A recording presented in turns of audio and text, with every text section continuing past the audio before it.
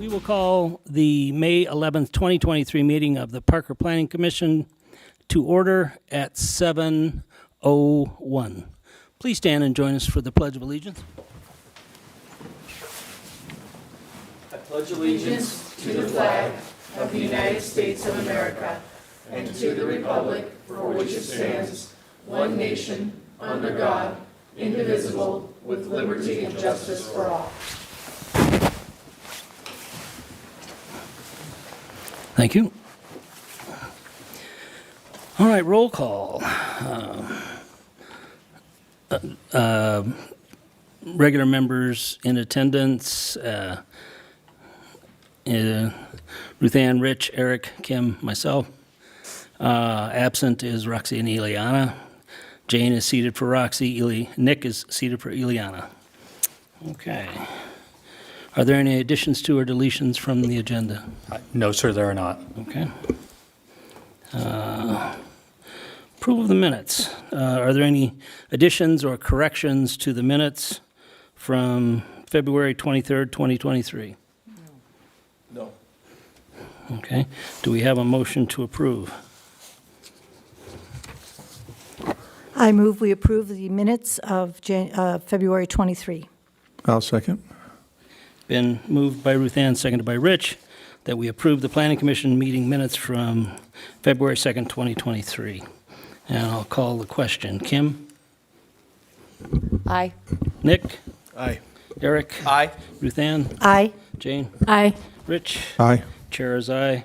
Minutes are approved. Public hearing. Item 7A. A 2023 update to the Town of Parker Parks and Recreation Open Space Master Plan, 2018-2022. We will open the public hearing at 7:03. Brett? Thank you. Good evening, everyone. I'm Mary Colton, the Parks and Recreation Director. Are we technically set here and ready to go? So we are here this evening to present you with information regarding our recommendation to readopt the Parks and Recreation Master Plan. For some background purposes, in 2018, the Parks and Recreation Department received and earned accreditation through the Commission for Accreditation of Park and Recreation Agencies, so a major accomplishment for our department. Reaccreditation occurs every 5 years, and process of reapplying for accreditation. And in order to get approved and get reaccredited, we must pass all 36 fundamental standards and 112 of the 118 non-fundamental standards. Are we? Okay, great, thank you. So an updated master plan is a fundamental standard that must be met, but the dates on the current cover of the existing master plan show 2018 through 2022, even though the current plan was intended for a 5 to 10 year time period, which is mentioned throughout the master plan in the document itself. We had a pandemic that occurred in the middle of that, and so naturally some of the projects were delayed pending outcome of the financial impact of the pandemic. However, many of the plan's goals and strategic actions are still very much relevant and currently being executed today with several capital projects in the plan, in the immediate plan and in the 5 to 10 year plan. So an update of the master plan is tentatively scheduled for 2026. So that will be where we evaluate the plan in its entirety to see if any of the components of the plan are still relevant. And we evaluate for any new items that might be added and old or relevant items that will be deleted. That will be a wholesale update at that time. So Town Council adopted the Parks, Recreation, and Open Space Master Plan as part of the Parker 2035 Master Plan back in 2018. As you can see in this slide, the image on the left is the current cover that contains the 2018 to 2022 date range, and what we're recommending here is to remove those dates for the purposes of accreditation. The folks from the accreditation team did indicate that without this step taken, we would not pass accreditation. It's one of those fundamental standards, and with that current date range, I had the similar reaction. But without that, we wrote a nice memo explaining the plan and the date range and, you know, the pandemic, and it's still very much relevant. But they did say that in order for this to pass, those dates must be amended. So that's why we're here tonight. Within the plan itself, I mentioned that it does suggest a 5 to 10 year timeline. And many of those strategic actions, which we have identified, are still very much at play, relevant. Those are evaluated annually by our team for any updates, major updates. We make sure that our town council is updated of those accomplishments as we achieve those. So we did present this to our Parks, Recreation, and Open Space Commission last week, and they were recommending approval of the readoption as well. So they all got to see this and review the plan, read the plan, and understand what position we're in as a result of reaccreditation. So at this time, staff is recommending that the Planning Commission move to recommend to Town Council to readopt the Parks, Recreation, and Open Space Master Plan as part of the Parker 2035 Master Plan. I will take any questions you may have at this time. Any questions for Mary? No? I had noted that inside the plan, there were some other places where there were dates that seemed to limit the timeframe, but those are not an issue with the accreditation committee? Those are not. Okay. Those are not. And the strategic goals I think that you're referring to are those very high-level goals for the department that typically don't routinely change, but those do get evaluated as well, and those will be evaluated at the time that the entire plan is reevaluated in 2026. Okay, thanks. Thank you. Seeing no further questions, as this is a public hearing, anyone wishing to make a comment about this particular item before us should come to the podium and state your name and address for the record. Seeing none, we will, any further questions for staff? No. Okay, then we will close the public hearing at 7:08. Commissioner discussion? Well, it seems to me to be pretty straightforward. I'm glad changing one date changes the accreditation. A little ridiculous, but I have no problems with it. Thank you. I'll agree with that. I have nothing to add. Paperwork. Yeah, I think it's a good idea to remove those dates, and I have no problem with the proposed recommendation. I'm just glad that we seek that accreditation and that we, it's a testament to what an outstanding Parks and Recreation Department we have. Yep, I would agree. All right, do we have a motion? I move the Planning Commission recommend Town Council adopt the 2023 update of the Town of Parker Parks, Recreation, and Open Space Master Plan. No second. Been moved by Eric, seconded by Rich, that Planning Commission recommend Town Council adopt the 2023 update of the Town of Parker Parks and Recreation Open Space Master Plan. And I will call the question. Kim? Aye. Nick? Aye. Eric? Aye. Ruth Ann? Aye. Jane? Aye. Rich? Aye. Chair is aye. Passes unanimously. Thank you. Thank you.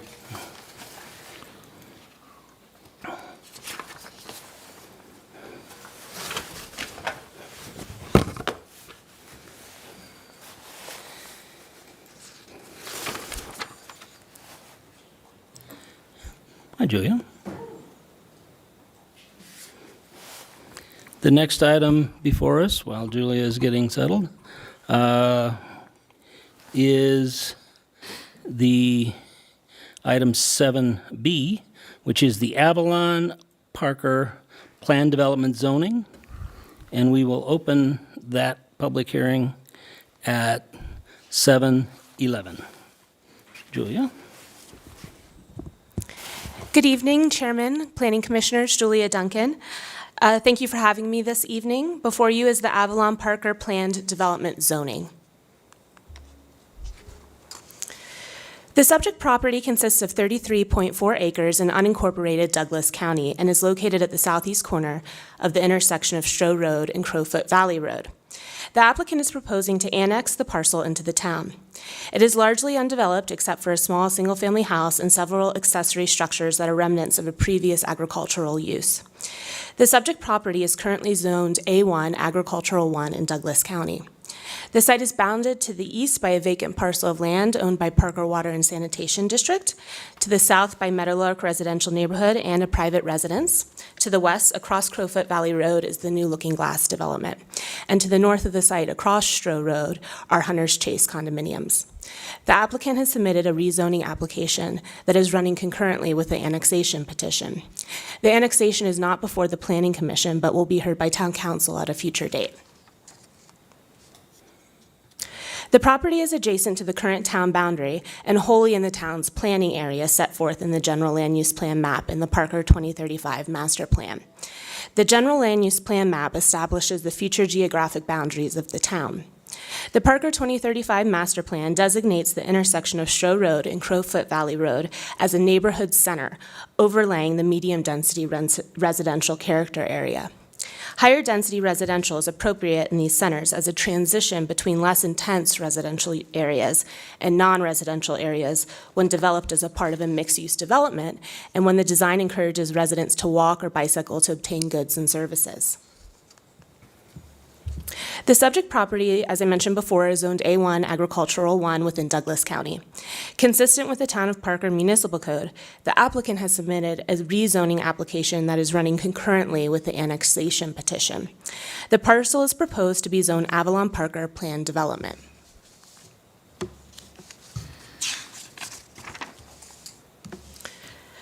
As I mentioned, it's proposed to be zoned to PD, Avalon Parker Planned Development, which would permit a maximum of 343 residential dwelling units, commercial development, and associated parks and open space. The proposal will have a maximum density of 12 dwelling units per acre, consistent with the Parker 2035 Master Plan that designates the subject property as part of the neighborhood center. The annexation and zoning fulfill the Town of Parker goal of actively pursuing annexations to allow for continuity of services within the Parker 2035 Master Plan's planning area. The annexed property is within the town's urban growth area. The proposal would allow, as I said, a maximum of 340 dwelling units per acre, a commercial site of 8.76 acres, open space a minimum of 6.68 acres, and parkland 4.77 acres. Housing types, minimum lot areas, building heights, lot widths, required setbacks, and residential and commercial uses are delineated amongst the 5 proposed planning areas and are consistent with the straight zoning proposed in the Land Development Ordinance modernization. This is a chart that breaks down all of those development standards I just spoke to.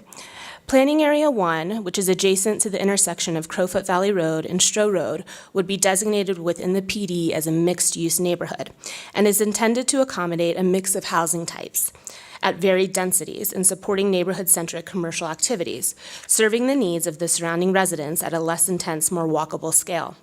The mixed-use district is intended to include both vertical and horizontal mixed-use development and can serve as a transitional district to more intense commercial mixed-use and non-residential district and uses.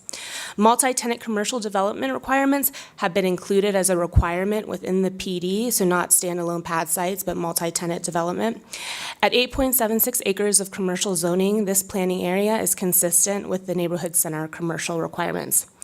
Planning areas 2, 3, and 4 are multifamily residential and are intended to accommodate a variety of housing types and serve as a transitional districts from the more intense mixed-use district to the north, that commercial district, to the less intense of planning areas to the south. The land use development standards in PA 2, 3, and 4 become more restrictive to respect the more sensitive single-family residential zones. Maximum height on the southernmost residential portion of the property is 2 stories, equivalent in height to a single-family detached home zoning. A minimum buffer for the southern property line is 30 feet. 30 feet is required along the southern property line, and a roadway buffer which ranges from 60 to 65 feet average at the south to 30 feet along the northern sections of Crowfoot Valley Road.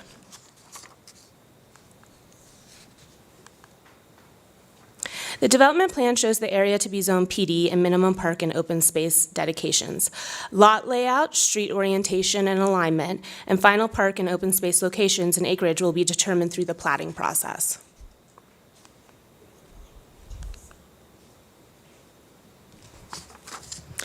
There are 9 criteria used to evaluate a rezoning. These criteria ensure that a need exists, the proposal is consistent with the master plan, and there are adequate services to serve the proposed site. After evaluating the zoning information, staff has determined that the proposal meets the 9 approval criteria set forth in the Land Development Ordinance. Oops. Staff has reviewed the proposal and has determined that the project is consistent with the master plan, and utility providers have confirmed capacity and availability, and all notice requirements have been satisfied.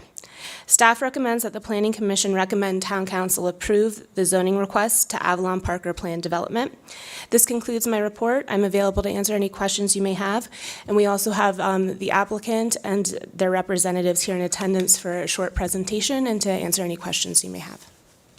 Okay, we'll start first with questions for Julia before we have the applicant present.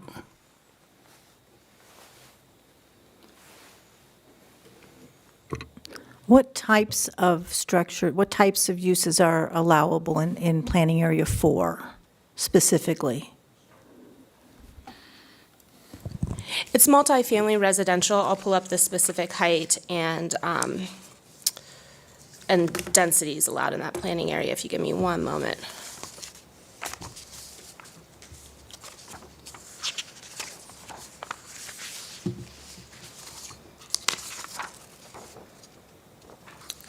Actually, can't see it. Let me.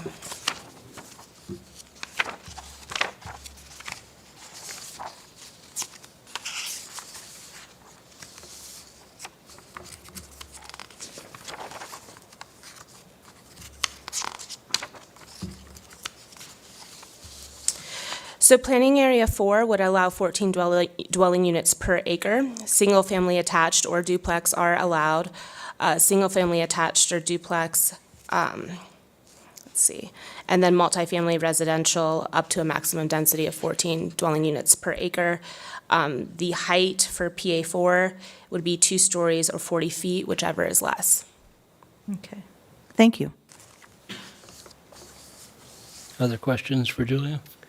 I understand we're not here for the annexation, but looking at the map, is the applicant just applying for the annexation, or will this be a forced annexation by the town of Parker? Or could it be? The applicant has applied for annexation, and it's working its way through the process. It's already been to council for a finding of substantial compliance. It cannot go for the final approval until the zoning is heard by Planning Commission. Okay. Other questions? No. No, not now.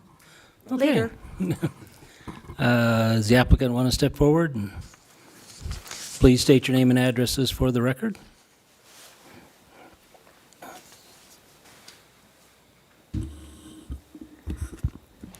Thank you. My name is Todd Nikotra.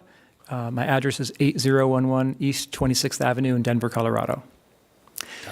Thank you very much for the opportunity to present this evening. Thrilled to be here. I'm the Vice President of Development for Avalon Bay Communities. We are an owner, operator, and developer of high-quality apartment communities throughout the United States. We have been in business for about 30 years doing what we do. I personally have been with the company for 11 years, and about 6 years ago, moved out here to Colorado with my family to open up an office here. Prior to that, we didn't have a presence here.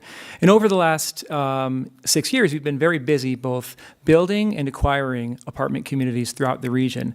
At this point, oh, could we advance? Sorry. Thank you so much.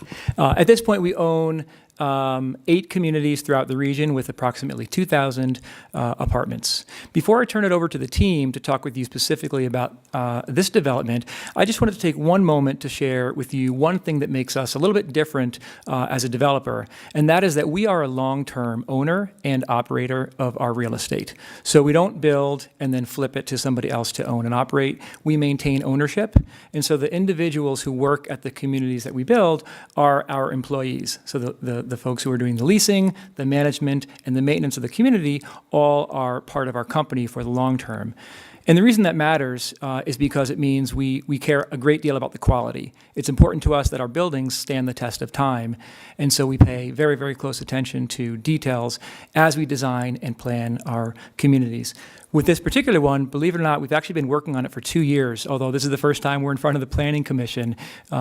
We initially put an offer on this land in May of 2021, submitted a pre-application with the town in August of 21, did a follow-up pre-application several months later, and then in May of 22, 1 year ago, we formally applied for annexation and the rezoning. And over the course of the last year, we've been working very closely with staff at the town, with Parker Water, with Mile High Flood District, and numerous other agencies to get where we are at this point. So at this point, I'm going to turn it over to Daniel Jennings with Norris Design, who has been working with us on the planning. Thanks, Todd. Good evening, Planning Commission. My name is Daniel Jennings. My address is 1101 Bannock Street, Denver, Colorado. Could you go to the next slide, Julia? I'm going to go through some of the project information, a lot of which Julia covered. Thank you, Julia, for your presentation. Appreciate you and the rest of staff working with us over the past year to get the plans prepared to where we could bring them before this commission tonight. So just a quick overview of our project.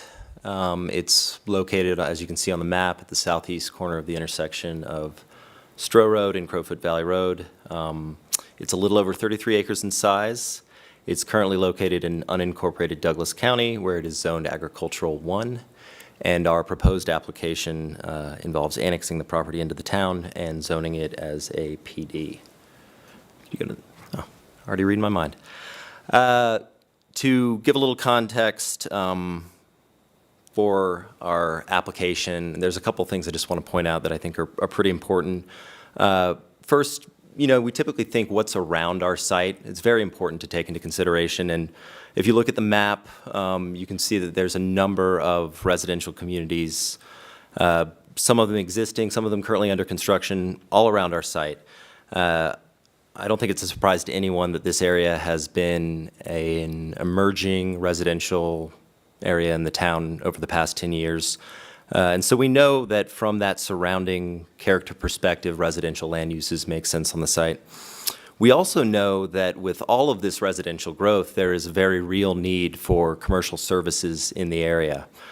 As Julia mentioned, the Parker 2035 master plan identified this intersection of Stroh and Crowfoot Valley Road as the location of a neighborhood center, which the plan describes as including neighborhood serving commercial uses. So our proposed zoning is really an opportunity to realize that unfulfilled vision of a neighborhood center at this location and to create a development that achieves that desired mix of residential and commercial uses. Our plan divides the site into 5 planning areas. At the northern end of the site is Planning Area 1, which carries a designation of mixed use. This zoning will allow for those neighborhood-serving commercial uses that are noted in the master plan. And then to the south of Planning Area 1 are Planning Areas 2, 3, and 4, all of which have land uses of multifamily or residential. The 3 planning areas, they all share the same zoning, but they differ slightly in terms of their standards. So for instance, they differ in terms of the allowable building heights, which I think Julia mentioned for Planning Area 4. The thought here was to have a step down in the allowable building heights transitioning from Planning Area 2 down to Planning Area 4 to really kind of provide a thoughtful transition in terms of moving away from the mixed use at the northern end of our site down towards the adjacent residential neighborhoods to our south. The plan envisions a park located at the center of the community And then at the southern end of our site is Planning Area 5, which is planned as natural open space along Lemon Gulch. And now I'd like to hand it off to Andrew Johnson with Avalon Bay. Thanks, Daniel. Good evening, ladies and gentlemen. Andrew Johnson, address 520 East Dakota Avenue in Denver, Colorado. Great to be with you tonight. Appreciate the time. And Julia, next slide, please. Thank you. And of course, tonight we're here to talk about zoning, but that being said, we wanted to give you a sense of what we're ultimately trying to achieve and what we anticipate developing with that zoning and what can be done under that zoning. I will point out that Avalon Bay Communities will serve as the master developer here of the 33 acres, but we will be the actual developer of the residential part of the community. We do anticipate a separate commercial developer who has more expertise in that area since, of course, as you heard, we're focused on residential, but a separate commercial developer would come in to build that northeast corner. I did want to share some highlights of this plan to show, kind of what we see as the real strengths here. And just working from northeast to the southwest, in the northeast, you see our commercial development area. We've been working very closely with planning to put together a set of uses in the zoning that really facilitates that neighborhood-centric retail and commercial kind of uses, the kind of services that the many homes in this area that we know exist here, Looking Glass, Meadowlark, and so on, need. And really, this is the only part of the commercial corner that can still be eligible for commercial development since the other corners have already been developed. So we think this really delivers on the town's goal as per the 2035 master plan for the neighborhood center. As we move to the southwest here, you see 3 blocks of residential development that have been discussed. Ultimately, those incrementally scale height from 2-story that is adjacent to neighboring single-family areas, so really matching the height of a typical single-family area, and stepping up to 3 stories in the center block and up to 4 stories in the block closest to the commercial development there, which is consistent with, of course, the master plan and the vision of more density closer to the commercial development area. And finally, I wanted to point out this site offers quite a few, or the zoning ultimately gives us an opportunity to deliver quite a few public amenities. So first of all, you see that public park in the center. That'll be over 2 acres of a highly amenitized, open to the public park. So we're very excited about that. In addition, there is the Lemon Gulch improvements. So you may be familiar with Lemon Gulch. It's a significant waterway and wastewater management area, but it's also a natural part of the terrain, and it's a perfect opportunity to maintain some open space. We will be dedicating that to the town as open space, and also furthering the design and construction of wastewater management and drainage management improvements that have been required and already contemplated by the town here, which is a substantial project that we're looking forward to taking on. And then finally, there's a regional trail project that's going to be running along the southeast corner of the site here that will also be contributing to as part of this project, which we see as another great benefit to the larger community. Next slide, please. So as a brief summary, we're very excited to present the proposed zoning to the Planning Commission tonight.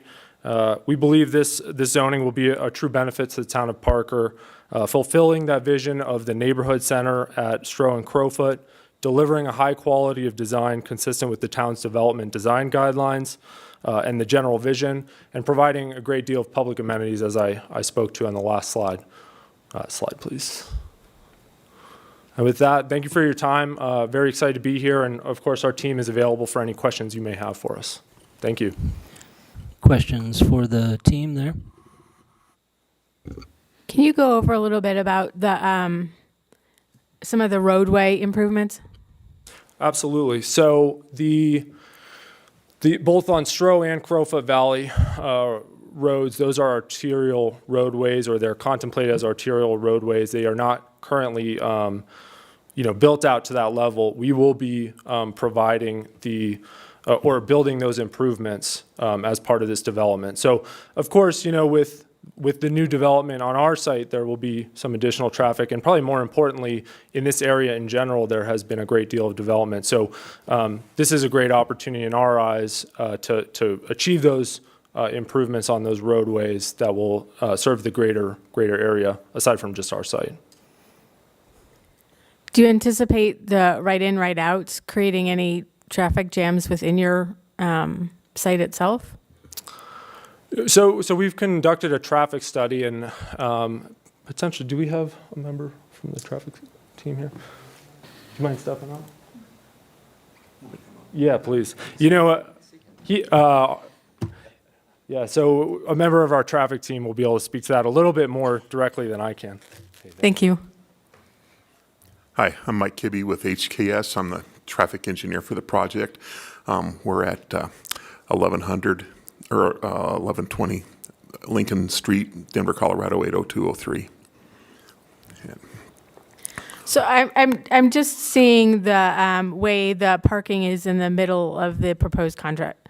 Obviously, that's not what we're here to talk about is an exact building configuration, but just more generally density and those sorts of things. But I'm wondering how to mitigate more traffic along a road that I'm not so much worried about it's Crowfoot Valley Road that I imagine becoming a problem in the future, and I'm trying to alleviate some of those dancing in my head.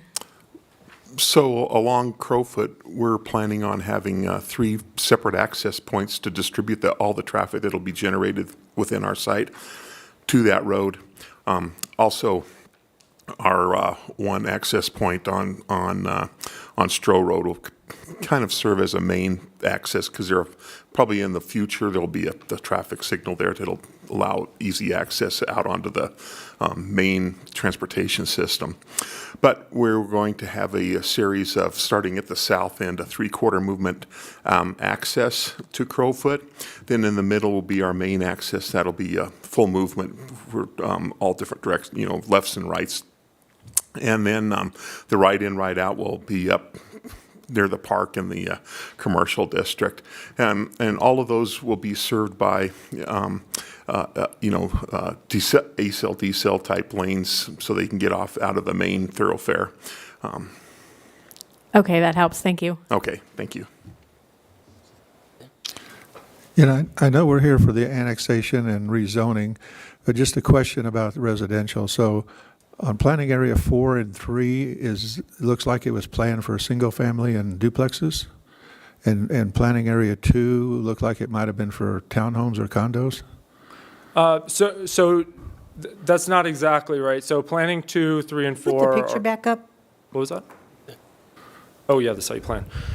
Yeah, so planning areas 2, 3, and 4 are all multifamily residential apartments. They have different scales and different kind of product types here.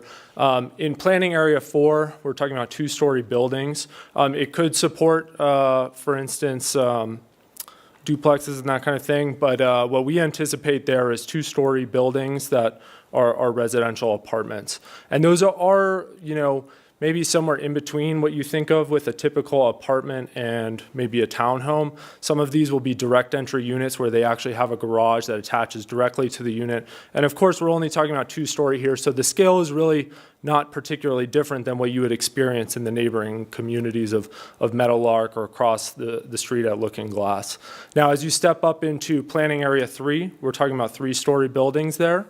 And then planning area 4 is 4-story buildings, which are elevator served with corridors inside. And all of these buildings are a very high quality building. They have interior corridors. You may have seen some garden projects around that, for instance, the corridors of the walk-ups are, exposed staircases. We've been working closely with the town to understand what the town's looking for and providing what we see as a high quality product that matches the town's vision.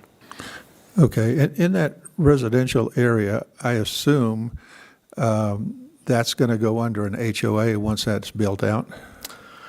So it's a good question. So the fact of the matter is that we ultimately will be the owner of the residential. As Todd mentioned, we will be a long-term holder. That being said, so it wouldn't necessarily be required typically for us to have a separate HOA because it's one entity. That being said, I think the town standards and basically the way the land development ordinance is set up it's our understanding that that HOA or property owners association may still be necessary. So, if that was required, we would certainly set that up, and that's no problem. Okay, all right, thank you. Do any of your product lines include senior housing? And would that be considered for this area? No, none of our product lines are specifically tailored to senior citizens. However, that is a demographic that does live in some of our communities. But we don't have, deed-restricted properties that are, 55 and older or anything like that. What about affordability? Are you planning to have any affordability components to it?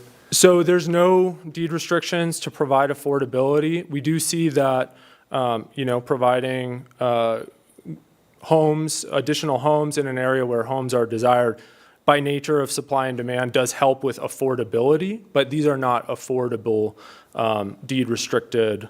This would not be an affordable deed restricted community.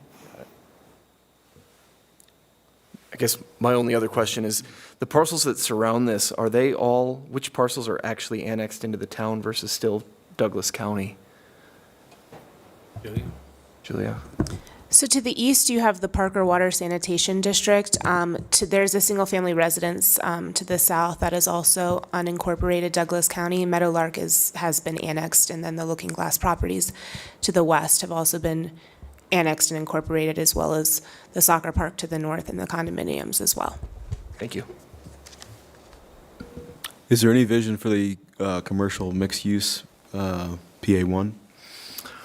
Yes, absolutely. So, of course, we've built out the zoning and kind of spent a lot of time working with the town, contemplating what could go there.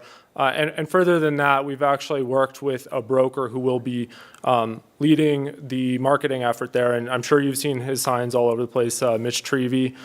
So he knows Parker well, and he's very familiar with what's going to be successful here, and he's been helping us understand what that'll look like. But we're still in early phases. I couldn't tell you exactly what will be there. I can tell you that the zoning is very supportive of the kind of neighborhood-centric uses that the town is looking for in this area. Are you planning to retain ownership of those properties once the commercial's been arranged, or are you going to be selling that off? So the commercial we would sell to a third-party commercial developer who knows that business better than we do.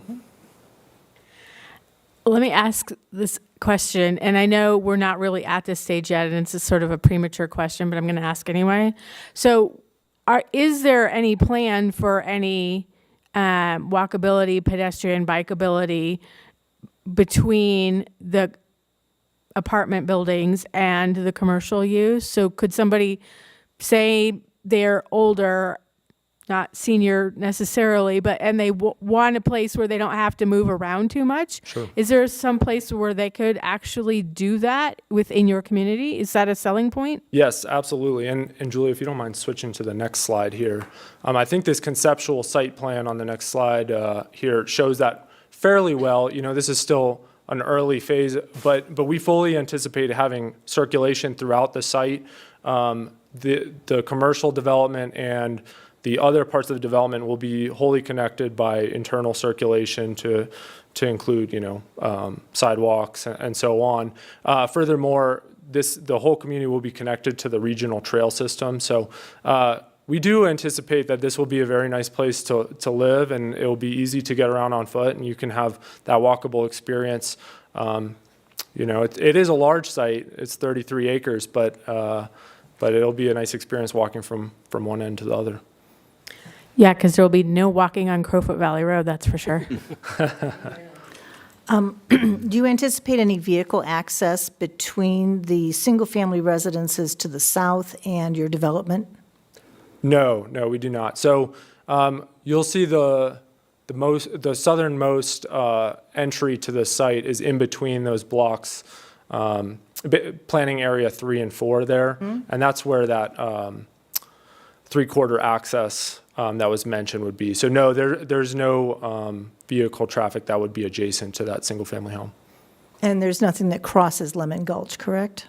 Other than the trail? Yeah, the only thing that will cross Lemon Gulch is the Town of Parker Regional Trail. Okay. Yep. Further question? No? All right, further questions for Julia? One. Julia, do you have any idea of what exactly the topographical changes between Planning Area 4 and the residential to the immediate south of Planning Area 4? What kind of topographical change there is? I don't have the grading plan in front of me. Knowing that site, there would be extensive grading for the proposed development that would likely make it a developable lot that would flatten if any substantive grade change. There is a significant grade change between the parcel and the Lemon Gulch, but to the property to the south, I know those folks are here, so they might have a better perspective of letting you know.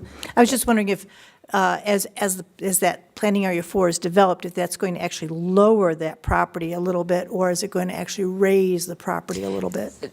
Do you have someone from your team who's looked at the grading?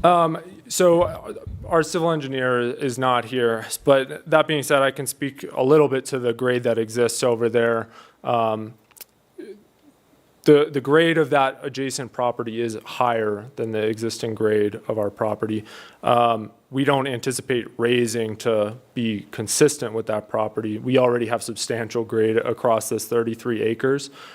So if anything, there's going to be work to smoothing out the site as it moves from the southwest to the northeast, if that makes sense. Okay, thank you. Absolutely.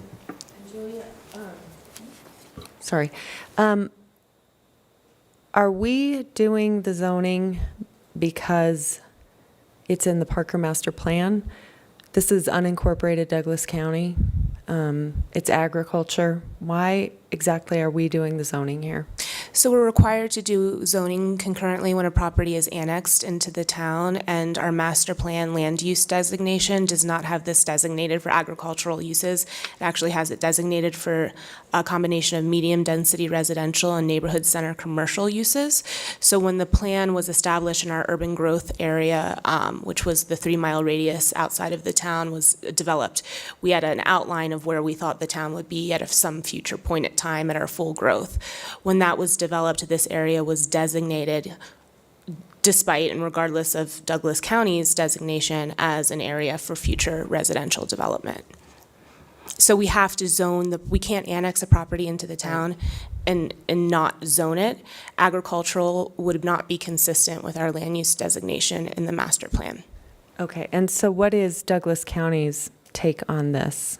They have not, they had comments, but they were advisory in nature, and they've not, generally speaking, when the town pursues an annexation of an unincorporated Douglas County parcel that's in our growth area, they are, I wouldn't say supportive, but there's usually not a comment or an opposition to that incorporation. Okay. And for clarification, I just wanted to add 2 items to Jane's previous question, or Commissioner. Pedestrian connectivity between the parcels is required by our development design standards. We have minimum sidewalk connections, and we do require that through our site planning process. And also a property owners association is something that's required by code. I have one final question. Julia, how much rental property is available on that south side of town currently? Currently, there's the Hunters condominiums. Within Looking, I don't think there's any rentals within Looking Glass. Bryce may have a better sense of the percentage. Yeah, so that's a good question. I don't really know the answer. There are not many multifamily complexes down there for rental. So I don't have the answer for you. Okay, that's all right. I apologize. But I mean, that speaks to that there probably isn't a whole lot. So that's not an amenity that we have currently on the south side of our town. Okay. There might be some on Stroh. Yeah. The nearest rental community is off of Parker Road, a community called Peak 83, newest recent developed community. There may be, there's very little in that part of town. I should have asked you. You would know where your competition is, wouldn't you? Okay. All right, as this is a public hearing, we always encourage the public to speak about the item before us. We ask that you keep your comments to 3 minutes. They are timed. There's a timer I think you can see above our head. And please state your name and address for the record. And we will open the public comment portion of the meeting. Good evening. My name's Carl Wilson. I live at 7600 Crowfoot Valley Road. My wife Wanda is here with me tonight. I've got a few things to say about this. We're both Colorado natives, and when we moved to Douglas County in 1988, we were looking forward to moving to Parker, to a small town, Parker, that had a rural, low-density, a country atmosphere, and a mission statement that matched. Boy, things have changed. I know that the present City Council and Planning Commission did not do all the damage to rural Parker, but continues to overbuild. 1988, the master plan we reviewed prior to purchasing our home had a golf course on Crowfoot Valley Road, and Stroh Road was to continue through to I-25. Excuse me. Master plans mislead buyers to choose locations that city councils and planning commissions can change without notification to those effects. According to the Douglas County Master Plan that I was aware of, had adopted Crowfoot Valley to remain rural and to protect the rural roadside character of Crowfoot and to use open space to create community separation and buffer areas. The way the town acquired rights to annex Crowfoot Valley Road was through a maintenance agreement with Douglas County. The town of Parker that used this maintenance agreement to expand the city limits of Parker, ignoring Douglas County's requirements for low-density, like-kind zoning. All these properties were Ag 1 at the time. Now we have approximately 8,000 residents of medium density along Crowfoot Valley corridor, and now adding more heavy density zoning. How did we get from rural to high density? I don't get it. There's not enough infrastructure, has been talked about here today, for the growth. There's no grocery stores. The grocery store at Stroh Road and Parker is overwhelmed. We don't have infrastructure out there to accommodate all this growth. As we all know, water is becoming a major concern, and nobody appears to address this issue. Nobody wants to address it. It's water. We're going to run out of water at some point. Nobody cares. And nobody cares and addresses to continue development and ignore these concerns. City Council and Planning Commission have the power to curb development. You can limit permitting. Please consider these issues before approving more and more development, filling all the open spaces, and if nothing else, please protect our property with a proper buffer and barricade. We are the southern property that everybody's been talking about or has been talked about tonight. We have been surrounded, overwhelmed by development. When we moved to Parker, Parker's city limits stopped at Stroh Road. They did this maintenance agreement, extending it all the way down Crowfoot for 3 miles. They did this because Parker Water needed a loop to feed all of the Pinery, Castle Rock, and Parker Water. It's made a big Time's loop up, up Mr. through there. Wilson. Is my time up? Yeah. Thank you all. Thank you. Thank you.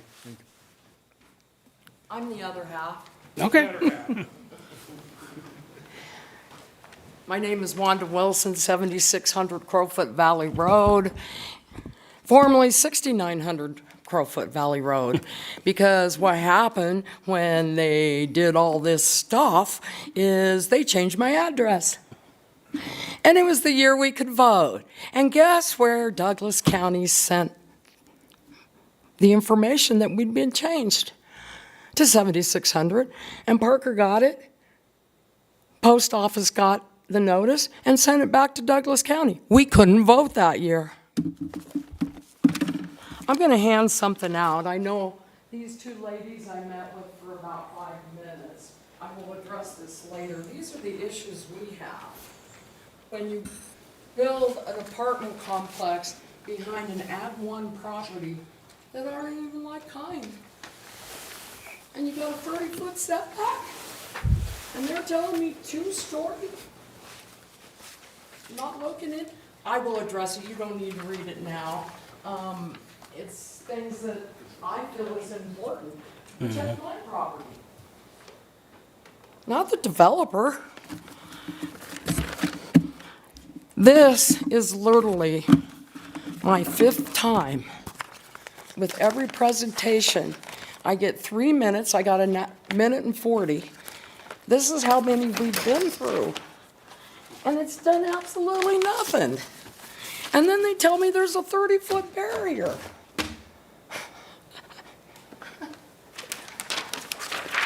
Isn't that a problem? 30-foot barrier. Do you realize the town of Castle Rock has a 100-foot barrier between unincorporated and incorporated properties? Because we're such not like kinds. We came home from the hills a couple of weeks ago, and somebody was in our property running our water. And when I asked him what they were doing, he said, I know how to work a well. These people are going to come over into my yard. I already have dogs crapping on our property. Where's my barrier? Where's my barrier? Where's my wall?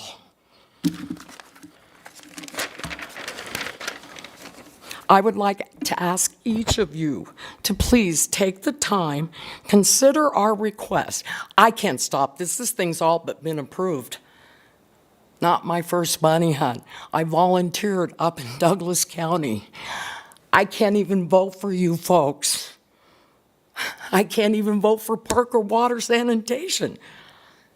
And here I am asking apartment buildings behind us? Time's up, It Ms. upsets Wilson. me to no end, and yes, I know my 3 minutes is up. Thank you.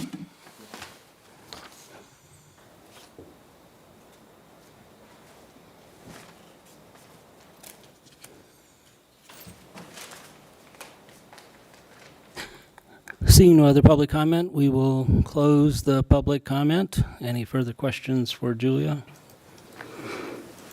I noticed the material that was handed out by the last speaker is the same material that was included in our packets, it appears. Is that the identical? I haven't seen what she just, Ms. Wilson. Okay, thank you. She says. Okay, February 13th. So that if it's the dated letter that I had received after the meeting, Stacy Nerger and I both had with Ms. Wilson was dated February 13th, 2023. Yeah, that's what we have. So my question is, could you tell me at all if this influenced in terms of how you changed the limits of what was allowed to be built, and were you able to try to accommodate any of these concerns in your discussions, further discussions with the developers? Sure, absolutely. After the meeting, we did share the letter with the applicant's team. In addition to the height cap of two stories, which is commensurate with a normal single-family home, maybe not the density, but the height and the bulk and the massing is similar. The 30-foot setback, we also have the required setback from Crowfoot Valley as well on that southern portion, which ranges from an average of 60 to 65 feet and no less than 55 feet at any point.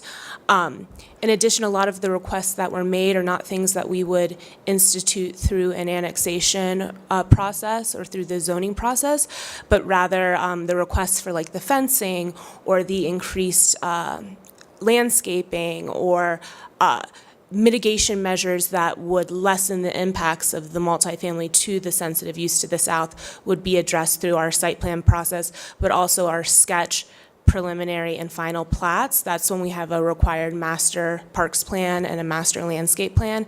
So when we're looking at fencing and landscaping, those come through later processes, which will also have public hearings. So there will be more opportunities to weigh in on that requested additional landscaping.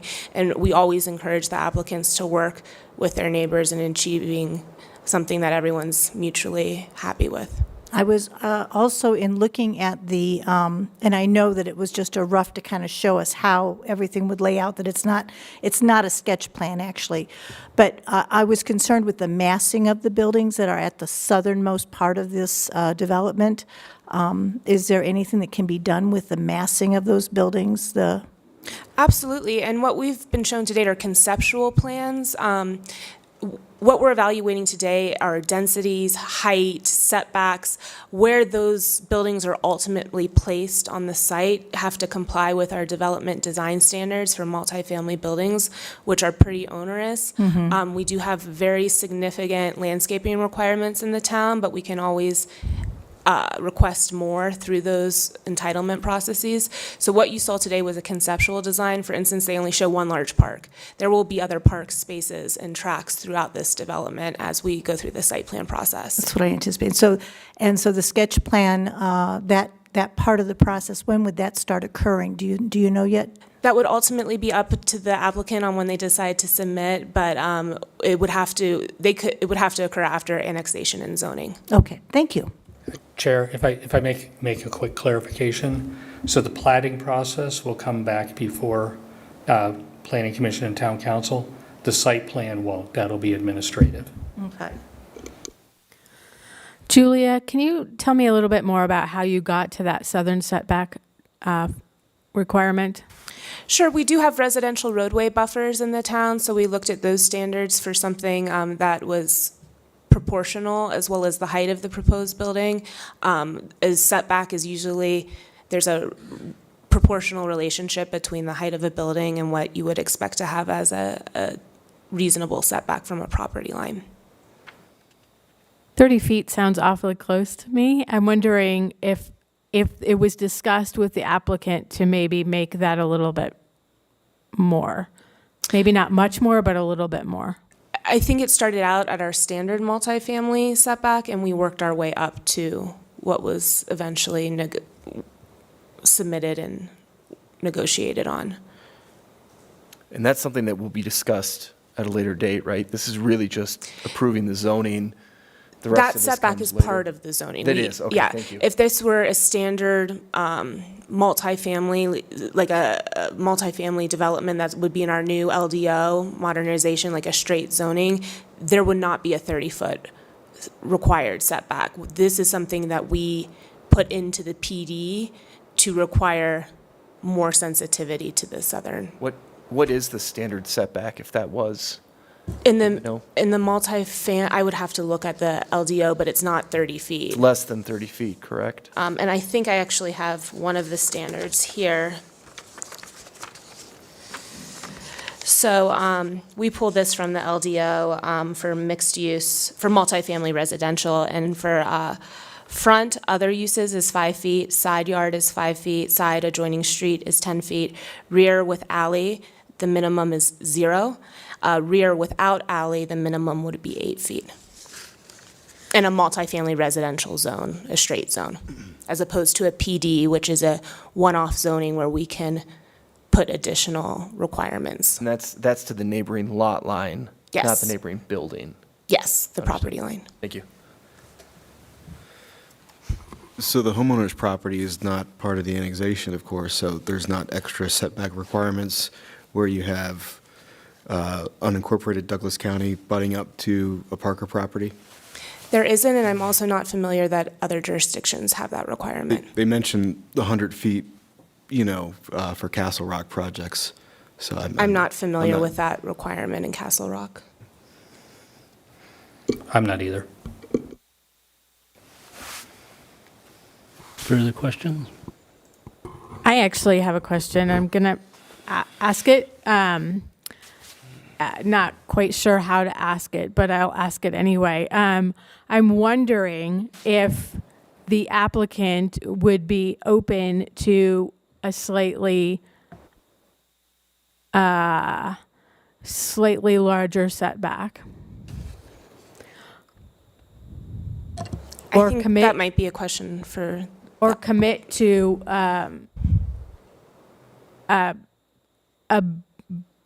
a building that doesn't come up to the setback, which is essentially the same thing.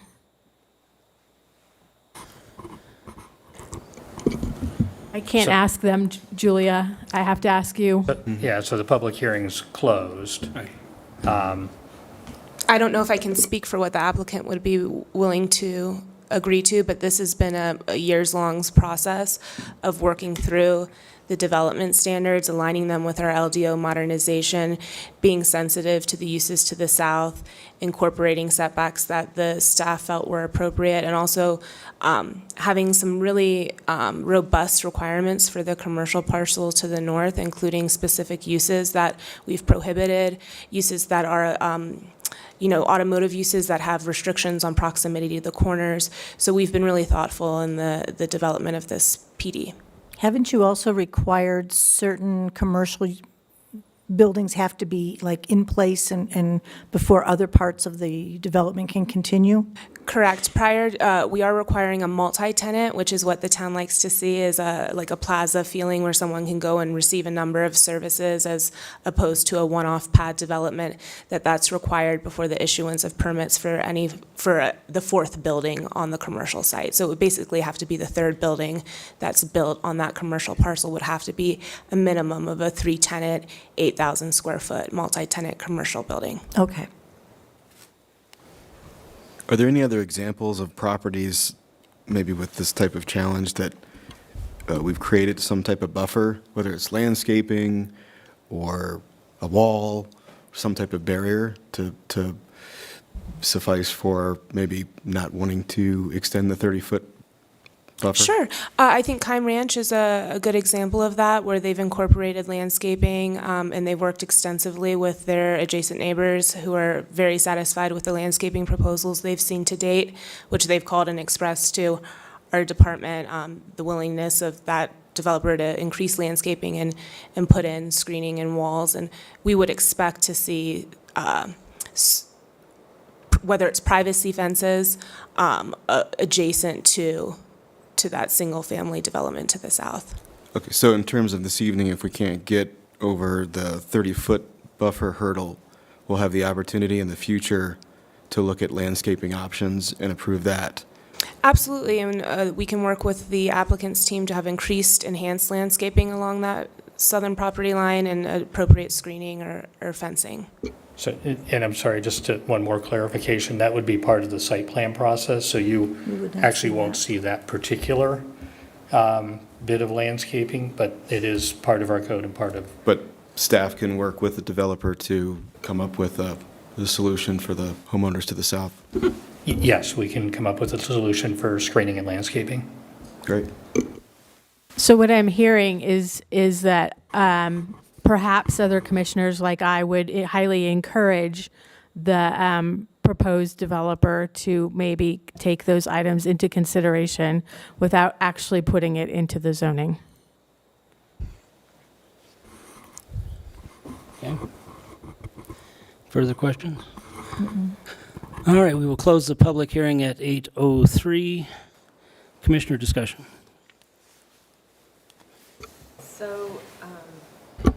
So I have a lot of opinions about this.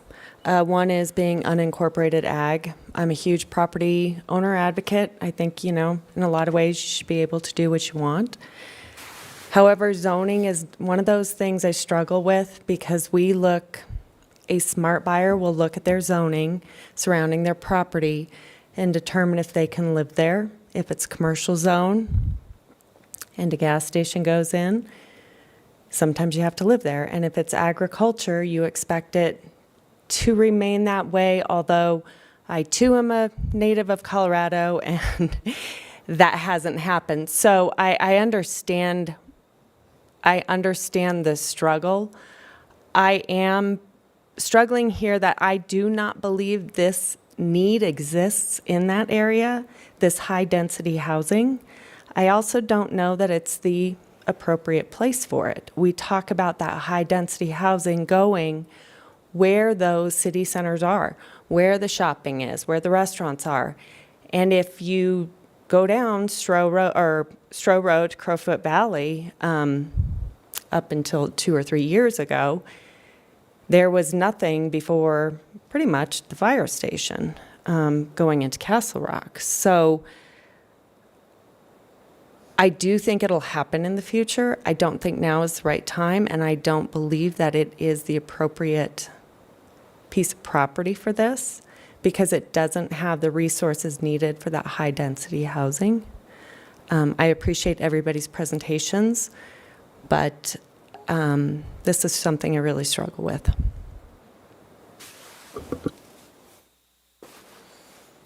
I struggle as well. Share the same thoughts as my fellow commissioner, and just growth is tough. But as far as this evening, we're just voting on the actual zoning. So I'm trying to piece all that in my mind and envision what it would look like in the future if the developer did work with the surrounding neighbors on different items like landscaping, barrier walls to try to ease some of the pain. So I am in support of the zoning part of this. The zoning is for PD. It is not necessarily for multifamily or commercial. There's multiple uses. The market is going to determine what that property can and cannot sustain, and it's up to the property owner to determine that. I think there's some nuances there with the neighboring property, and certainly can appreciate the previous agricultural use, but that is the path of development to that, to the neighboring community. I guess to that end, I'm in support. I recognize that the expectations and then having them dashed is really hard. And you move into a piece of property and you have an expectation, and even when you do your due diligence, master plans are living documents, and they change as the market seems to change, and they change as the community evolves around them. The master plan that was developed that put neighborhood center in that area, with knowing if 2008 hadn't have happened, you would have had Looking Glass there long before. You would have had the other places there long before. It was all delayed because of the market crash. Those people need a commercial zone. They need a local market to go to. And this PD and this annexation and zoning will provide that for those people in that community. Along with that, we're going to get some additional rental housing in Parker and on the south side, and that's a need. We have a need for that for folks who are seniors. We have a need for that for folks who are recent graduates. The concerns raised by the folks who live to the south, the Wilsons, they're really valid concerns. And I am impressed and pleased with how well Julia has worked with the developer and tried to take those concerns into account. It's a multi-step process. This is the first of those steps.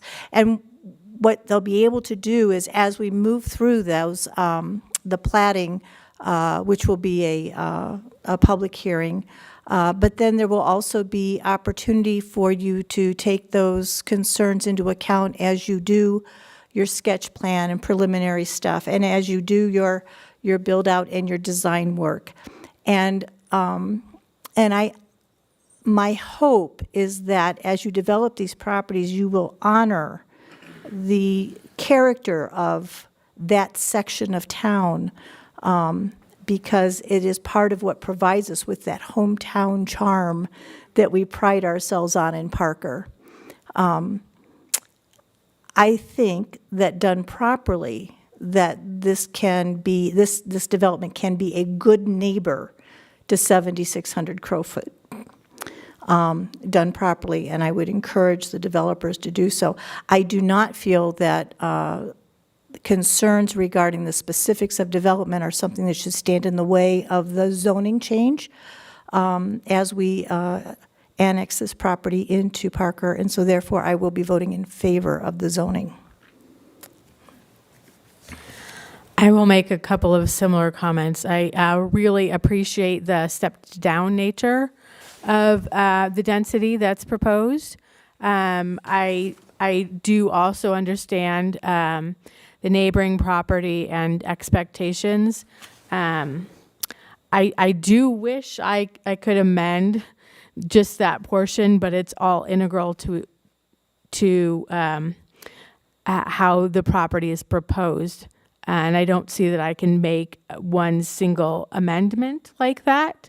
But I would encourage the proposed developer to take what's been stated here into consideration as they move forward.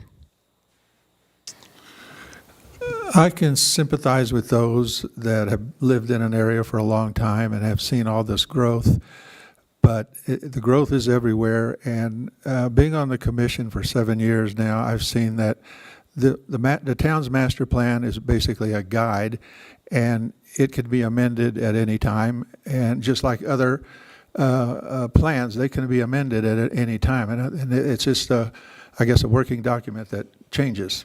So with that, and with what Ruth Ann was saying about everything, I think the growth at Anthology and to the west, to the reservoir, is going to happen, and there will be more commercial out there for all the residents. And I think I would rather see the town annex this in rather than someday the county annexing, or not annexing, but the county building something on that property that you may not want there, which might be less pleasing than what is planned for that area right now. So I think the 9 criteria that the town has set have been met, and I will be in favor of annexing the property into the town. I'm not going to repeat a lot of what my fellow commissioners have said, but I do believe there is a need for services and housing like this in that area, and it has been tough all along as development has moved into areas that were previously agricultural. But it's as Rich said, the growth is coming. It's an attractive place to live, and so I will be in favor as well. Do we have a motion? I move the Planning Commission recommend Town Council approve the zoning. I second. It's been moved by Rich, seconded by Ruth Ann, that Planning Commission recommend Town Council approve the zoning. I'll call the question. Kim? Nay. Nick? Nay. Eric? Aye. Ruth Ann? Aye. Jane? Aye. Rich? Aye. Chair is aye. Passes 5-2. Thank you.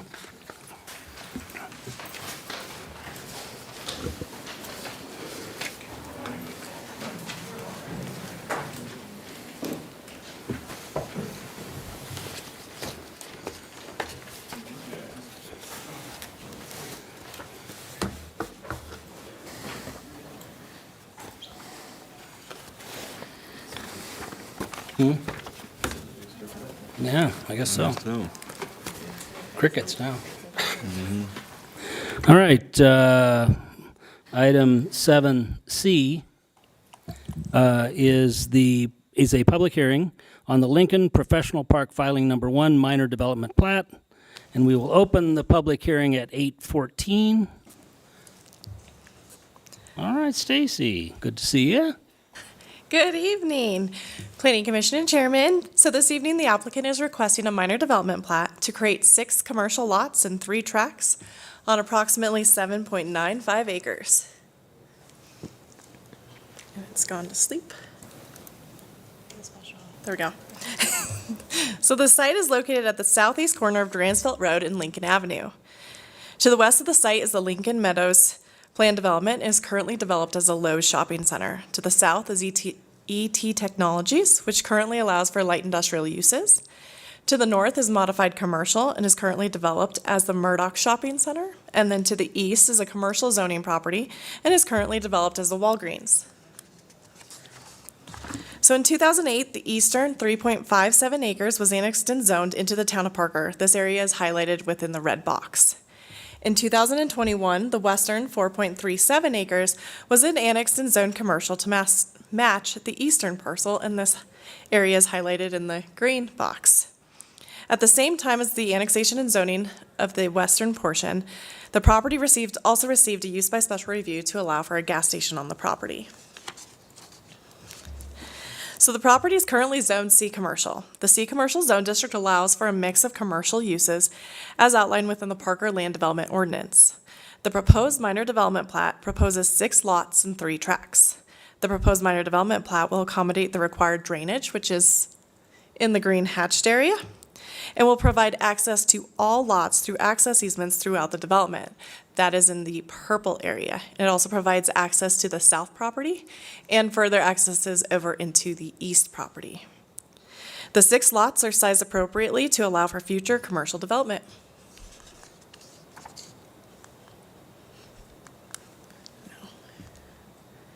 Maybe. Okay. So in addition, this application will plant all streetscape landscaping along Lincoln Avenue, Dransfeld Road, and the internal roadways. Landscaping will also be provided within the detention pond and tracks. All landscaping associated with the commercial lots will come when each lot is developed. Staff has reviewed the proposal and has determined that the project is consistent with the master plan. All plating requirements of the commercial zone district and the land development ordinance have been satisfied. The proposal provides adequate access, infrastructure, drainage facilities, and design considerations. Utility providers have provided confirmed capacity and availability. All referral agency comments have been addressed, and all notice requirements have been satisfied. Therefore, staff is recommending that the Planning Commission recommend Town Council approve the Lincoln Professional Park Filing Number 1 Minor Development Plat. The applicant, Ryan Sass, is present tonight and has a presentation for the Commission. And this concludes staff's report, and I'm available for any questions you may have. Okay, questions for Julia before we get the applicants? Stacy, sorry. Your name? I don't have any questions at this time. Okay, please state your name and address for the record. Good evening. My name's Ryan Sass. My address is 9107 Outlook Drive, Kansas City, Kansas 66207.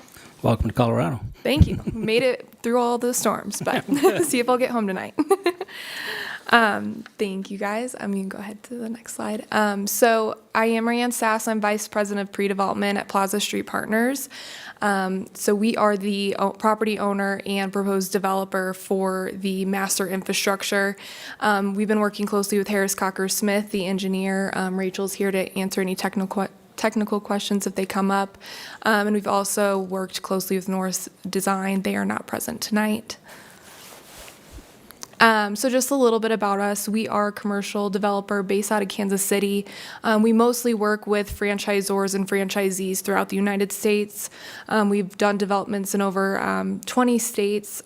We've done a handful of projects here within the Denver, Colorado market, a couple in Colorado Springs, one up in Leadville in the mountains.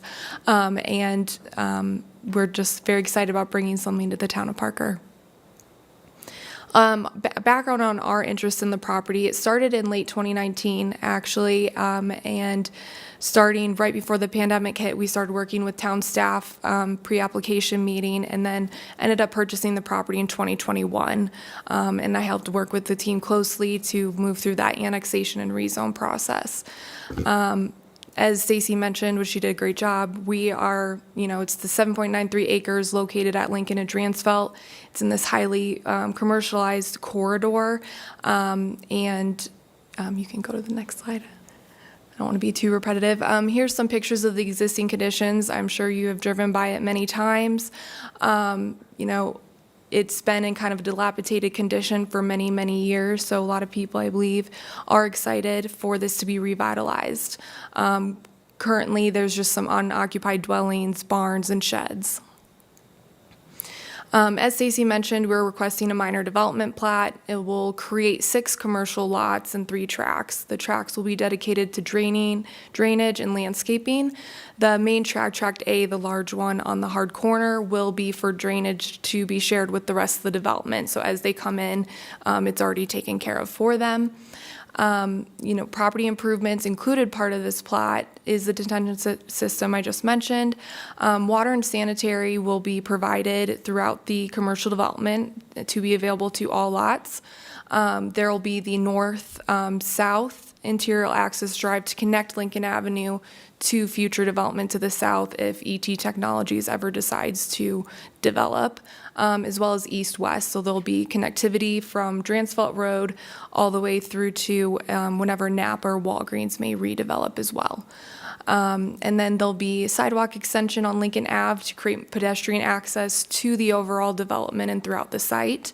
And then most importantly is the public right-of-way improvements to Dransfeld Road. So a part of this plat is a addition of a dedicated north through lane on Dransfeld Road, north across Lincoln Avenue.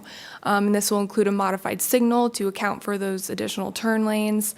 And then there'll be a dedicated southbound turn lane on Dransfeld into the property to ensure that there's safe flow into the new commercial development.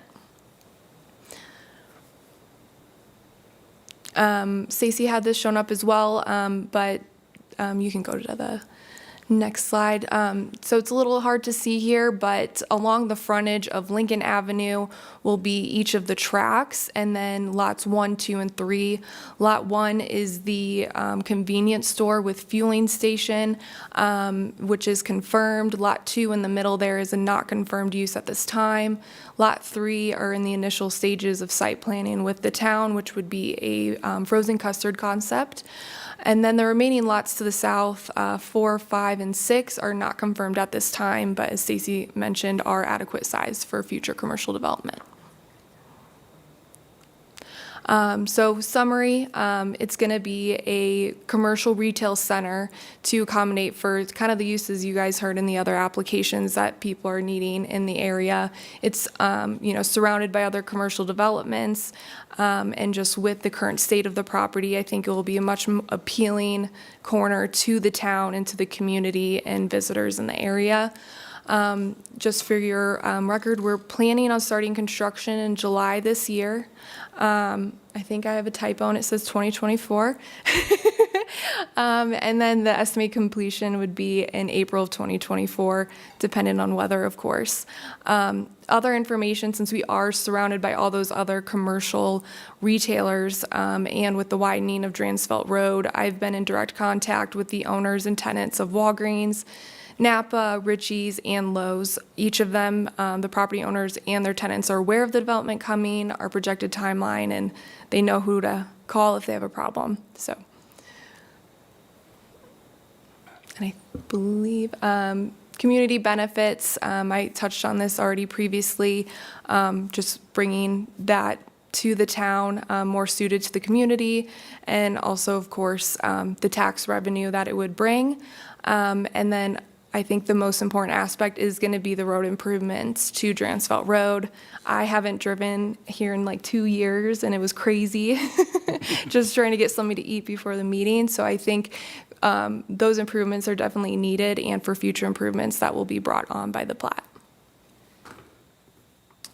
And then approval criteria, Stacy already mentioned, but I believe we have met all the outlined approval criteria set forth in the code. Thank you. Questions for Ann? I have one.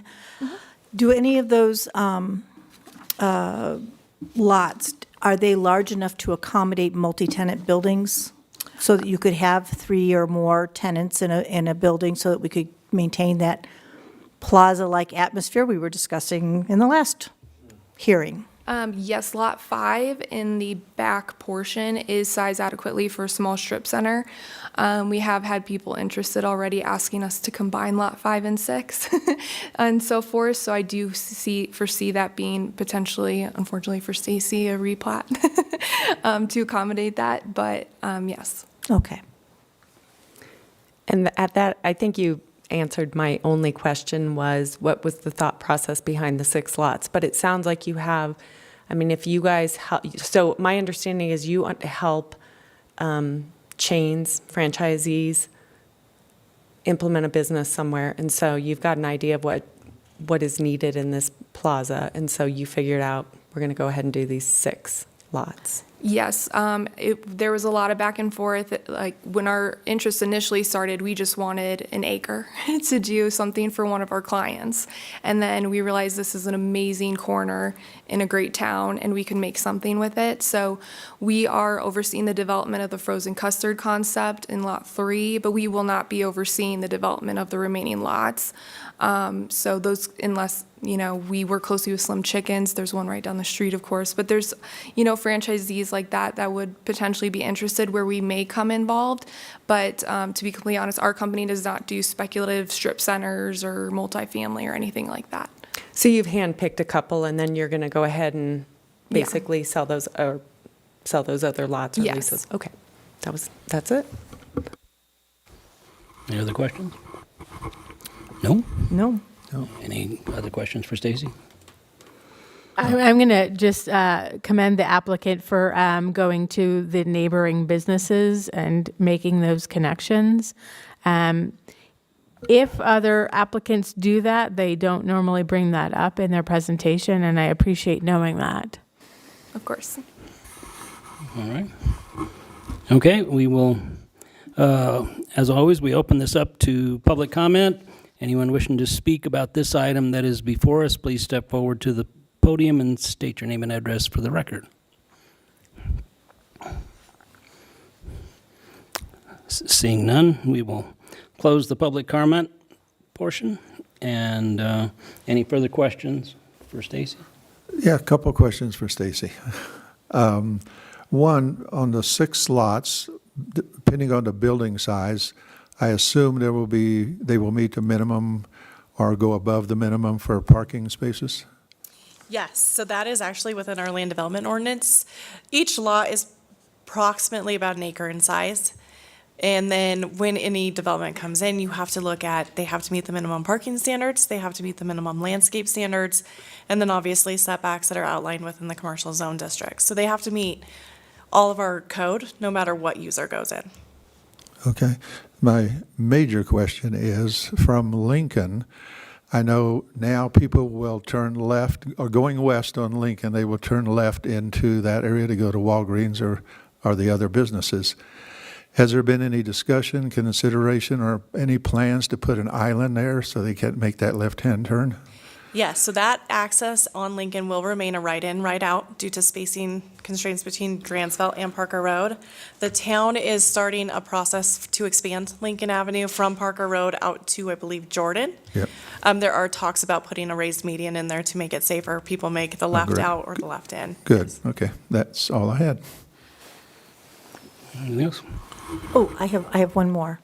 She mentioned some changes on Dransfeld Road regarding a throughway. So is this anticipating a widening of Dransfeld in order to accommodate a right turn, a through, so it'd be 3 lanes, all the way through a right turn only and a left turn only? Is that what's anticipated going north on Dransfeld? Yes, so right now I believe you have 2 left turns, but one of the left turns is a left and a straight through, and then you have a right dedicated. So this will create one dedicated straight movement. So in we'll have addition. 4 lanes then? Yes, and then it will also bring in a turn lane. So as you're coming south on Dransfeld, there'll be a left turn lane in there for the full movement access on Dransfeld. So you could either go into the Lowe's or you could go into this development. Would we have this happening, this improvement in that intersection happening without this development? No, and so this was actually outlined within their traffic study at the time of zoning. Okay, thank you. All right. No further questions? All right, we will close the public hearing at 8:29. Commissioner discussion. Well, it's about time.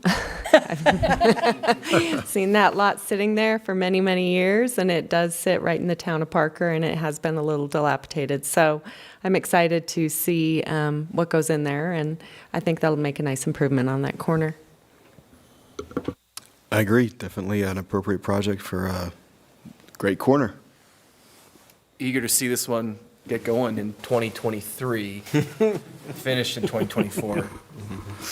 Yeah, I'm going to miss that dilapidated little gray shack on Dransfeld. It's so charming. Someone should rescue that wood and turn it into a project or something. I am pleased about this because it helps with the surrounding infrastructure and makes all that possible as well, and I'll be in support. I will also support. Yeah, it'd be really nice to see that corner developed and all the other corners that are there. And I hope you're able to stay on schedule and complete this by next spring. I would agree with my fellow commissioners. And do we have a motion? I move that the Planning Commission recommend Town Council to approve the Lincoln Professional Park Filing Number 1 Minor Development Plat. Second. It's been moved by Rich, seconded by Eric, that Planning Commission recommend Town Council approve the Lincoln Professional Park Filing Number 1 Minor Development Plat. And I'll call the question. Kim? Aye. Nick? Aye. Eric? Aye. Ruth Ann? Aye. Jane? Aye. Rich? Aye. Chair is aye. Passes unanimously. Thank you, Stacy.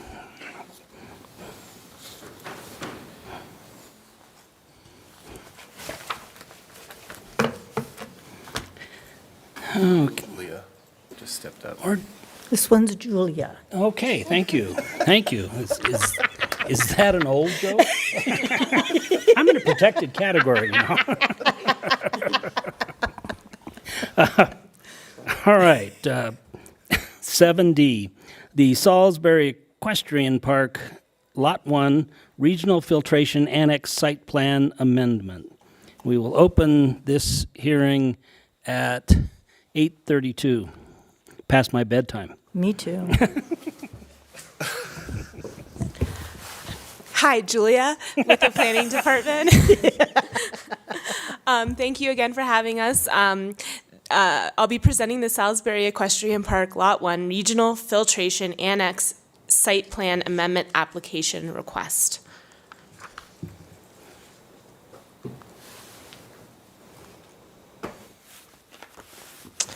The subject property was annexed into the town in 1984.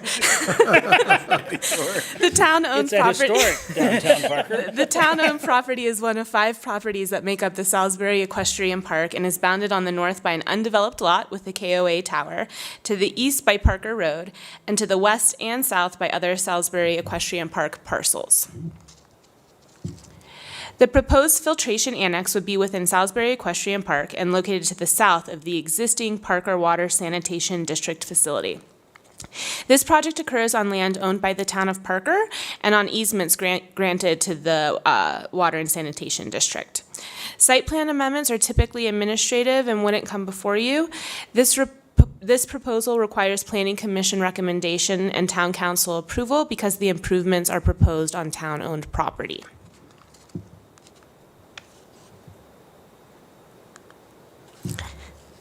Parker Water Sanitation District is constructing a filtration annex building adjacent to the existing regional well house. The filtration annex would further improve drinking water quality through water treatment and filtration.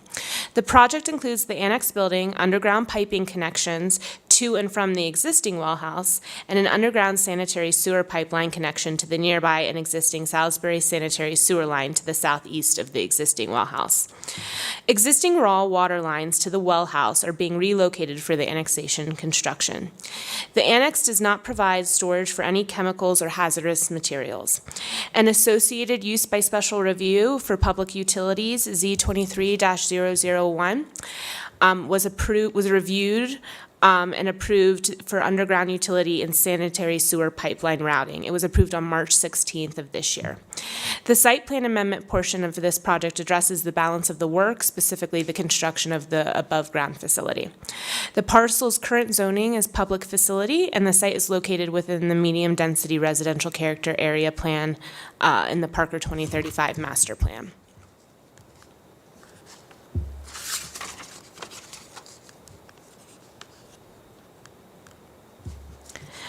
The site plan includes enhancements to the site perimeter landscape, a tree mitigation plan, and architectural features to the proposed filtration annex that complement the existing building. The continuity between the existing design and the new proposal and the site perimeter landscaping will help keep the visibility of these buildings to a minimum. 3 different stone types are used to break up vertical massing. Awnings have been added over entries to accentuate design, and achieve compliance with the town's development design standards. Due to the nature of the filtration process, clerestory windows have been added on the public-facing facades to contribute to the elevated design of the structure. The project is consistent with the master plan and zoning. All plating requirements for the land development ordinance have been satisfied, and public notice requirements have been satisfied. Therefore, staff recommends that the Planning Commission recommend approval of the Salisbury Equestrian Park Lot 1 Regional Filtration Annex Site Plan Amendment to Town Council. This concludes my presentation, and I'm happy to answer any questions the Commission may have. Parker Water Sanitation District representatives, as well as their representatives, are here to answer any questions and say hello as well. Okay, questions for Stacy? Or Julia?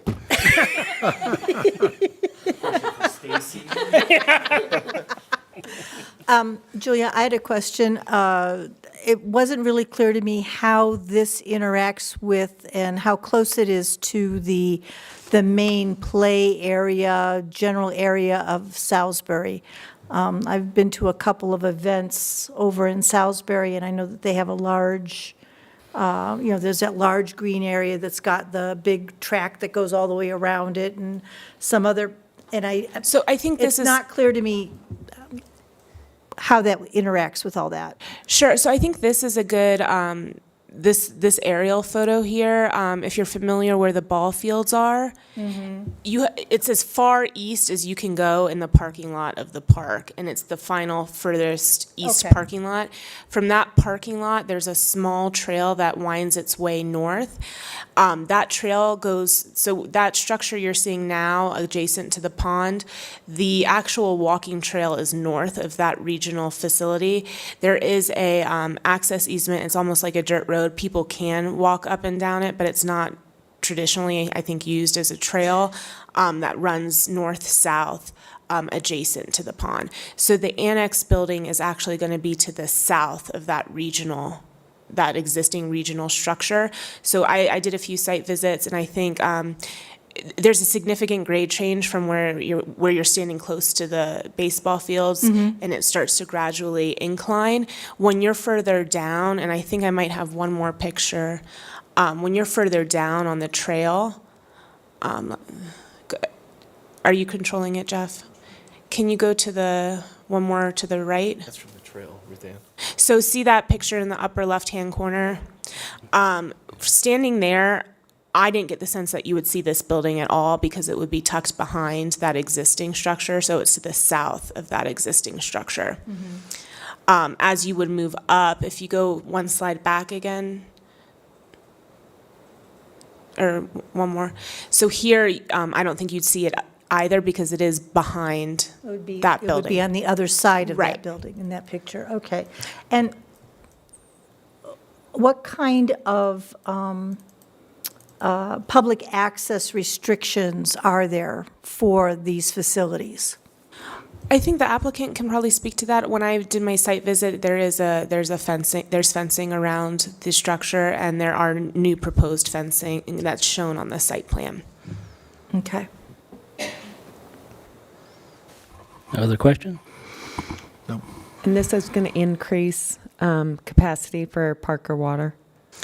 I'll let them speak to it. I know that it's improving the filtration process, and I think it's something that, if you all want to step up.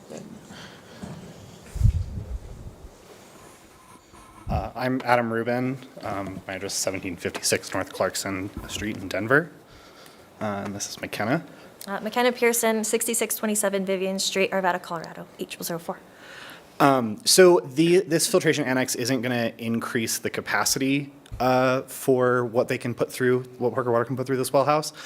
What this aims to do is to filter out elevated levels of iron and manganese in the source water. Parker Water has historically dealt with elevated numbers of customer concerns due to colored water events from the oxidation of iron and manganese within their source water.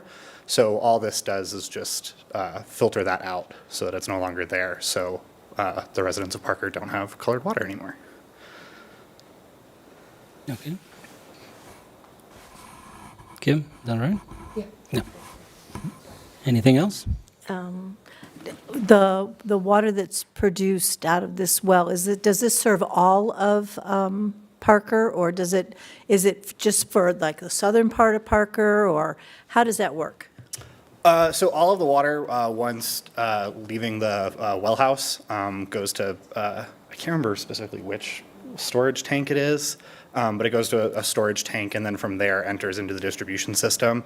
So it primarily affects the areas closest, but does serve all of Parker Water. Okay. And this is a part of an ongoing effort within Parker Water and Sanitation. So this is the third well house that's getting a filtration annex added to it. So the idea is we started with the most impactful well houses to provide the most benefit to customers across the district. This won't affect the ability of, I'm in downtown Parker, sometimes we get red water when y'all are flushing the pipes and stuff. This won't affect that. That'll still stir up stuff that's sediments in the Yeah, pipes that so are in the delivery system, right? Yeah, so Okay. iron and manganese, it's very likely that iron and manganese that's oxidized throughout the years has settled within the pipes of their distribution system. So this is sort of the first step by removing the iron and manganese before it gets into the distribution system. Then Parker Water can go in and flush those lines so it doesn't continue to happen. Ooh, that'd be nice. Yeah, so this is the first step, and this is like the first kind of part of that process. Thank you. Anything else? All right, thank you. As we've said earlier, we always open it up to public comment. Don't see any public out there, but if anyone is out there in the public that wants to speak to this, please step to the podium. State your name and address for the record. Seeing none. Any further questions for Julia? Got it right that time. Stacy. Well, Stacy, do we want to ask Stacy some questions? Are you open for questions? Okay. Then we will close the public hearing at 8:42. Commissioner discussion. I have no issue with this. I'm glad that Parker Water is taking a forward stance on cleaning up the water and helping out the rest of the town. Agree. Sounds like a great addition to your clean water system. I'm in support. Yeah, I'm always happy to have clear water when I try to brush my teeth. I will also support. I will too. I'm all for and having clean, healthy water, and seems like this filtration annex building will help improve the water system in Parker. I would concur. All right, do we have a motion? I move the Planning Commission recommend Town Council approve the Salisbury Equestrian Park Lot 1 Regional Filtration Annex Site Plan Amendment. I second. Oh, boy. Put that down. I can't find it. Oh, no. All right, so I can read it here. This is a off night. Big print, right? It's been, I don't know who. Eric moved. Eric moved and Rich seconded. The Planning Commission recommend Town Council approve the Salisbury Park, Equestrian Park Lot 1 Regional Filtration Annex Site Plan Amendment. And I will call the question. Kim? Aye. Nick? Aye. Eric? Aye.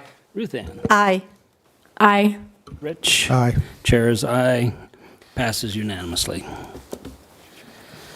Bryce, any items for us? Just a couple quick items. I know it's getting to be a late night, past at least my bedtime.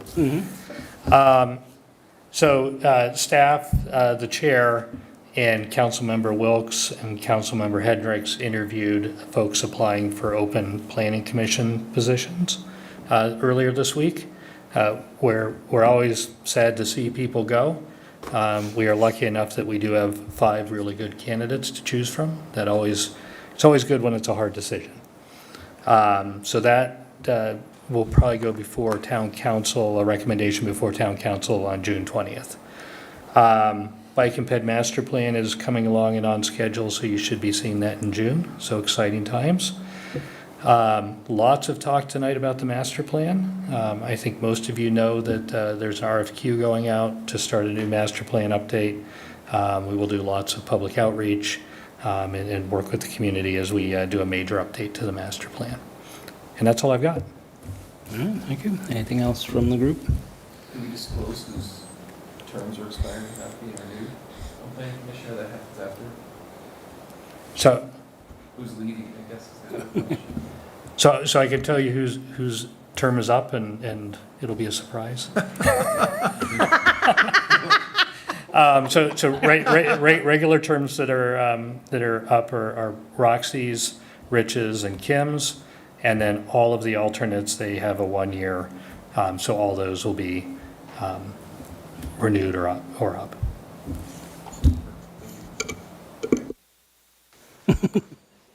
upgrading.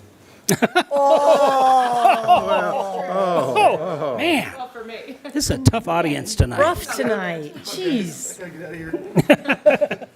All right. Do we have a motion to adjourn? I move we adjourn. I'll second. It's been moved by Ruth Ann, seconded by Nick, that we adjourn. Kim? Aye. Nick? Eric? Aye. Ruth Ann? Aye. Jane? Aye. Rich? Aye. Chair is aye. Good night, all.